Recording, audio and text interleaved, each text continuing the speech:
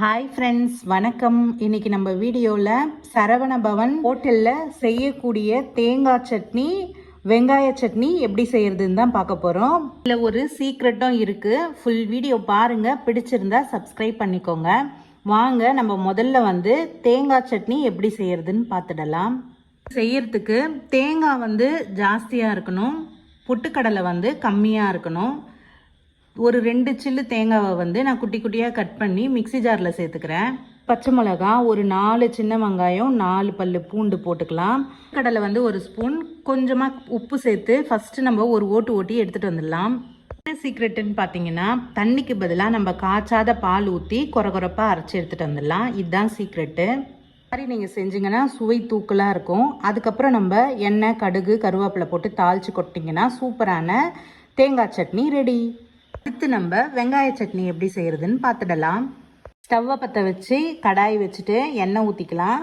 எண்ணெய் சூடானதும் கடலைப்பருப்பு 1 ஸ்பூன், ஒரு 10 சின்ன வெங்காயத்தை உரித்து போட்டுக்கிறேன். ஒரு 6 பல்லு பூண்டை போட்டு நல்லா நம்ம வதக்கி விட்டுக்கலாம்.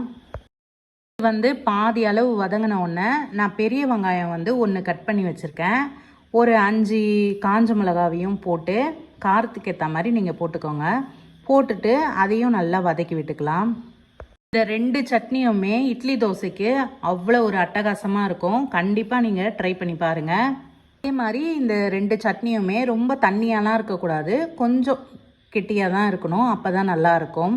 இப்போ வெங்காயம் நல்லா வதங்கிடுச்சு. நான் ஒரு தக்காளி கட் பண்ணி போட்டுக்கிறேன். ஒரு நெல்லிக்காய் சைஸ் அளவுக்கு கொஞ்சமாக புளி எடுத்து அதையும் போட்டுக்கிறேன். தேவையான அளவு உப்பு போட்டு நல்லா வதக்கிட்டு கொஞ்சமாக கருவேப்பிலையும் சேர்த்து நல்லா நான் வதக்கி விட்டுக்கிறேன்.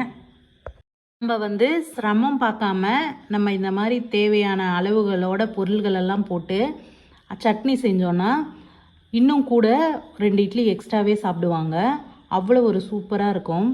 இப்போ நம்ம போட்ட பொருள்கள் எல்லாமே நல்லா வதங்கிடுச்சு. இப்போ நம்ம ஸ்டவ்வை ஆஃப் பண்ணிவிட்டு அதுக்கப்புறம் 1 ஸ்பூன் அளவுக்கு நம்ம பொட்டுக்கடலையை போட்டு நம்ம அந்த சூட்லேயே நல்லா வதக்கிட்டு சூடு ஆறுனதும் நம்ம மிக்சி ஜாரில் சேர்த்து கொஞ்சோண்டு தண்ணி விட்டு நம்ம நல்லா கொரகொரப்பாக அரைச்சி எடுத்துகிட்டு வந்துடலாம். ரொம்ப மையெல்லாம் அரைக்க தேவையில்லை, கொரகொரப்பாக அரைச்சி எடுத்துகிட்டு வந்துடலாம்.